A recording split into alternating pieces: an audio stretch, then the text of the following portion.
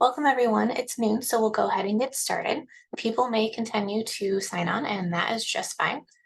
Thanks for joining us for this Better Behavior Together series. I'm Christy Ganya, a program manager with Telehealth Rocks. And Telehealth Rocks is a federally funded program that focuses on school-based behavioral health. And we do this by working on social determinants, supporting school-based services, and telemetry trainings just like this one. I've got just a couple of notes for you as we get started. This session is being recorded and we will send the recording to you afterwards. Your microphone is muted, but please feel free to chime in by either using the chat or unmuting to ask questions. And then just make sure your first and last name are visible on your Zoom screen or you've typed it into the chat. It really helps us track attendance. And with that, I will hand it off to Melissa to get us started. Thanks so much, Christy, and welcome everyone. So glad you could join us here for our third and final session of our Better Behavior Together series. My name is Melissa Maris. I'm a clinical community psychologist based out of Columbia, Missouri, and I've been working with the Telehealth Rocks team for 3 or 4 years now, and I'm thrilled to be here to chat with you today. Also wanted to invite my colleagues Alexis and Ashley to introduce themselves. They are going to be serving as our expert guests today on our ECHO panel. So Alexis, do you want to say hi? Yes, hello. Hi, I am Alexis McMillan, and I am licensed as a master's level psychologist and a school psychologist. And as I've said on every session we've had, I love to merge education and mental health for students. Thanks, Alexis. And hi, I'm Ashley Neely. I'm a licensed clinical professional counselor. I'm the director of school-based behavioral health services for Community Health Center of Southeast Kansas. Thanks, Ashley, and thank you, Alexis and Ashley, for being here with us today. So just a couple of quick pieces as we head into our presentation for today. First, project disclosures. We don't have any to disclose. And also in terms of mitigating potential bias, we are always looking to the best of science to try to inform what we are saying to you. If you're ever curious about the background or any of sort of the history of where things have been and where they are, where they're going, we would love to talk to you about any of that piece. So please feel free to give us a shout at Telehealth Rocks and we can chat further, but we are always looking to the best of science to inform our discussion today. And in terms of after the session, you will be receiving a survey. We appreciate you completing that. This project is grant funded, and we do use these data not only to report to our funders, but also for continuous quality improvement. Most of our echoes now are a result from feedback that we get from folks like you saying what they liked, what they need more of, and we do use those data in that way. And as Christy said, she will be sending certificates of attendance after this session. And if you do have questions, that Telehealth Rocks email address is the best one for you to use to reach out. Questions about this session, questions about what we do, any of the resources we have, please feel free to reach out if you have any questions. So our agenda for today, this was the welcome, so check. We finished that part. We're going to do a brief presentation around this idea of weaving together functional thinking and trauma responsive approaches. And then we will have a case presentation today and then do some wrap up. Keep your eyes out for these gray scrolls on the slides. We tried to pull some application strategies, tools out of the content to really highlight those. And also our Telehealth Rocks colleagues will be pasting different resources and other content into the chat. All of these materials will be sent out to you afterwards, so don't feel like you have to rush and click on things. They'll all be sent after we're finished today. So to get us started, take a second, take a deep breath, and use the chat and tell us how you're feeling. So how are you feeling right now? Pull up my chat so I can see. And as you're thinking and reflecting and typing, wanted to add that part of any behavior management approach, part of any kind of school-wide social emotional learning effort, or really school mental health in general, at its root is talking about feelings and having that mental health literacy and social emotional competencies. Really part of the trick to this isn't a trick at all, but it is work, which is teaching, modeling, and practicing feelings language. There's lots and lots of reasons to talk about feelings. And part of it is kind of working towards this radical acceptance of all feelings. We all have different feelings about feelings, which is very natural. But part of what we can do to kind of build these muscles is talk about it all the time. And if we talk about it all the time, it doesn't make it so hard to talk about it when we are having difficult feelings or maybe feelings we don't like. It's easier for young people to talk to us about their feelings, especially when they're having feelings that they don't like or maybe that we don't like as much. So this idea that all feelings are okay, feelings are feelings, they're not good or bad, they just are, and that when we really work towards accepting those feelings, that it puts us in a different position. So looking at our chat here, rushed, busy, tired, fulfilled, overwhelmed, kind of sick, busy, tired, and a little annoyed. Thanks for clarifying that it's not towards us, even though that would be okay too, right? Because that radical acceptance component. Feeling pretty tired, busy, okay but worried, feeling happy, tired and out of sorts. Yeah, so welcome to November, right? I don't know about you all, but Halloween last week, just it felt like a train coming through. And also my girls' school celebrates Dia de los Muertos, which is just 2 days after Halloween. So you get done with Halloween and the costumes, and then it's like boom, boom, then it comes right back. So absolutely, I am resonating, validating kind of those tired, busy, overwhelmed feelings, and also celebrating the friends who are feeling happy and joyful and fulfilled. We really do accept all the feelings. And again, I really do think this is a key strategy kind of within our entire sort of cognitive behavioral frame, thinking about feelings, thoughts, and actions. We can't control feelings. What we can control are our behaviors, right? So how we act about those feelings or act in response to those feelings. But that really when we just have feelings and accept our feelings and other people's feelings, I think it takes us a long way. So if we go to the next slide. Okay, so you said how you're feeling, and thank you for those of you who responded. And so now I want you to kind of look at this this rubric and kind of organize your feeling where it belongs. So you'll see there's 4 quadrants here. So up in the left-hand corner, kind of the reddish, high energy, low pleasantness. And then when we go into the yellow, this is high energy, high pleasantness. Kind of down along the right to the green box, this calm, which is high pleasantness and maybe kind of middle to lower energy. And then of course our sad blue quadrant, which is low energy and low pleasantness. And so this idea that we have lots of different feelings, but we can start to organize them. In one of our past sessions, it might have been the first intro one, we shared the mood meter, which is another kind of version of this. That has a lot more feeling words in it. But I do think that in addition to just accepting our feelings, that these kinds of efforts make a lot of sense in terms of helping us demystify feelings. I think for a lot of folks, feelings feel kind of like magic, like they come out of nowhere and we don't know what to do with them. And to me, the most magical thing about feelings is that they're not magical, that they can be organized, that we can think about them, that we can identify them, that we can start to organize it. And so kind of having this idea that to demystify feelings, one, we have to talk about it. For some people, including lots and lots of adults, language isn't the best way actually to communicate about feelings. So thinking about how we can unpack ways to create around feelings. It's not at all uncommon for me to even ask my own children how they're feeling and when they're kind of struggling with words to say, what color is your feeling? Can you dance your feeling?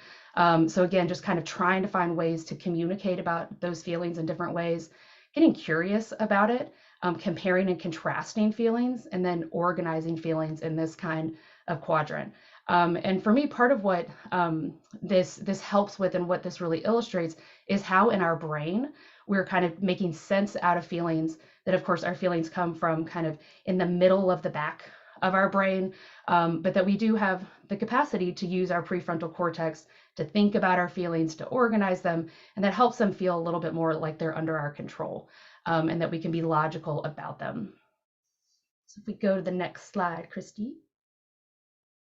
And so if this kind of content is helpful, if you're interested in kind of more ideas about feelings, how we talk about feelings, how we can use them, just wanted to make another quick and final plug for the Telehealth Rocks YouTube channel. All of our echoes like this one are recorded and they are available on the YouTube channel.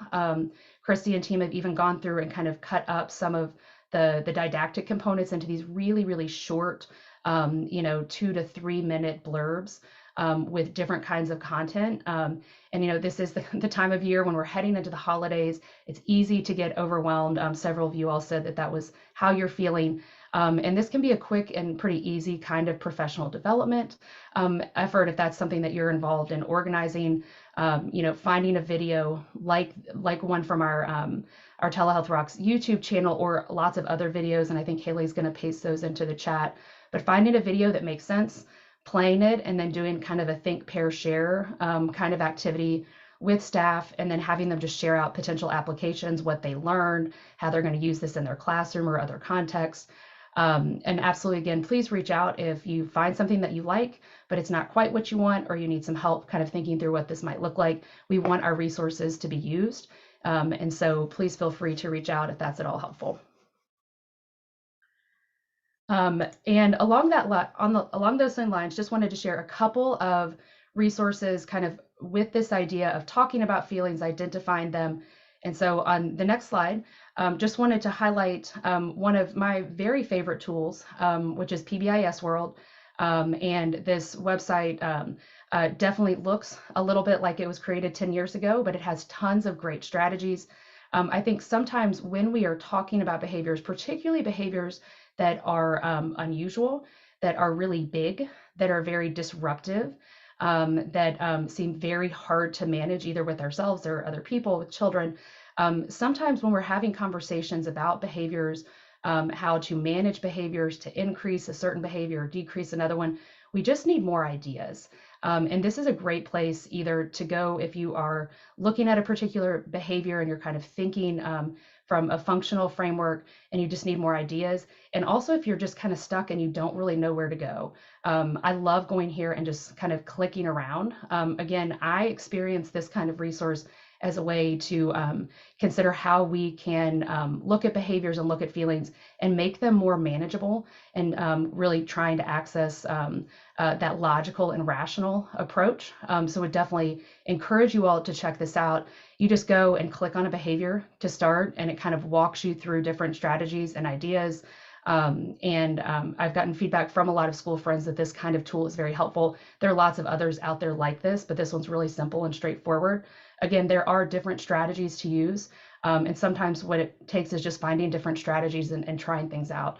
So wanted to share that with you. I think also another part of having the conversations about behaviors and, oh, hey, here's this behavior, I'm really struggling with this student's behavior, is really thinking through active listening and what that means. So if we go to the next slide, just wanted to highlight this as a part of the problem solving process. So really thinking about how we're using our active listening skills, and kind of centering on this idea of really trying to make sure that as we get into a conversation about, let's say, behavior, a problem behavior from a student, that when, say, a colleague comes to us and they're talking about a different behavior, that we take a moment to kind of pause and ask them how we can best support them. And so having this question of, do you want me to listen or do you want advice?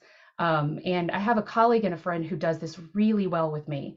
When I reach out and talk to him and say, blah, blah, blah, here's this thing, he says, okay, do you want me to listen and validate your feelings, or are you wanting me to listen to help you problem solve? And I think when we clarify the point right at the start, I think I'm always surprised at how often people really just want me to listen. I think we often jump to solutions and jump to advice when really that's not what people are looking for. Sometimes folks know what to do, and they're already doing it. They just want to talk about how hard it is and how difficult it is and how difficult it is to continue doing it. And so really kind of that idea that when we think about functional thinking, behavior management within this trauma responsive lens, we have the behaviorism side, right? And that's a key component, but also this relational side, which is also really, really foundational to this work. Connecting with other humans who are trying to help humans do the humaning, which is really hard. And sometimes it is that active listening and really trying to hear for what someone is asking for. Just like behaviors communicate, humans also communicate with words. And so this is a way that we can make sure that we're accessing what they want and need, and that we're trying to be responsive to them in the best way that we can. And then on the next slide, we talked a lot at the beginning about brains and how our brains work. And again, with all of this organizational and really thinking about functional thinking and breaking down, we've talked about the antecedent, behavior, consequence, kind of trying to unpack, what comes before, during, after, and looking at a behavior in this very logical, structured way. For me, part of it is that we're really trying to bring our wizard brain to this party. And so really think some people talk about, our upstairs brain and our downstairs brain, or our wizard brain and our lizard brain. And then I think these kinds of processes and tools, and even the people around us, can really be helpful in terms of helping us approach things in a logical way. We are human, and so we react to behaviors and conversations just like humans do. Sometimes we react in ways that are completely logical, and sometimes we don't. And so for me, part of the magic of functional thinking really is finding a way to approach behaviors in this logical kind of stance, and thinking about the kinds of processes, tools, structures, people around you that really help you bring your good thinking brain to these conversations. Of course, again, radical acceptance of feelings. All of our feelings are okay.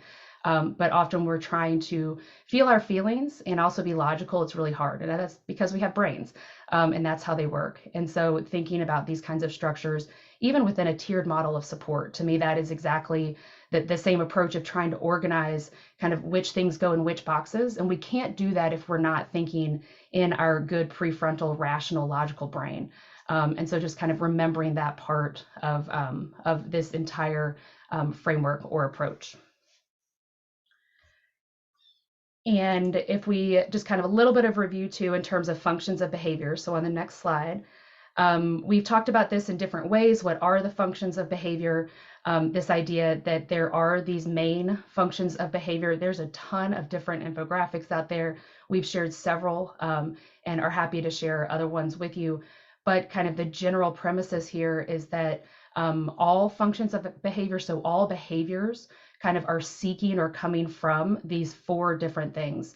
So escape, attention, tangible, or sensory, and that if we can try to organize behaviors in this way, it gives us a great place to start. It might not be the place where we end, but again, especially with behaviors that are particularly challenging or kind of out of the norm, this is a nice organized way to kind of start to think about it. Functional thinking about behavior is not something that comes naturally to most people. A lot of times we look at a behavior and just think like, oh my gosh, like what is wrong with this? Like where did this come from? What can I do? And so then really getting to a place where we can think functionally about the behaviors is really hard. So it takes practice. And also it gives us kind of that space to distance ourselves from the behavior and really look at it in more of this scientific way. The behavior is seeking something. The behavior is communicating something. And so if we can think about it from that stance, then we can start to kind of play around with either the antecedent, so what's coming right before the behavior, or the consequence, what's coming right after it, to see if then we can shape that behavior. There's also a lot of these tools out here in this particular graphic on the left. So functions of behavior infographic. It's actually designed for parents and guardians. This is another great place where those of us who work with or in schools can help to translate the best of what we're seeing from science so that it is more consumable by parents, guardians, and other adults outside of the school context, or even folks who are in the school context but just need to hear this content in kind of different ways. What I like about this particular infographic is that it has the function of behavior, but then also has some really easy, quick tips on how to change things.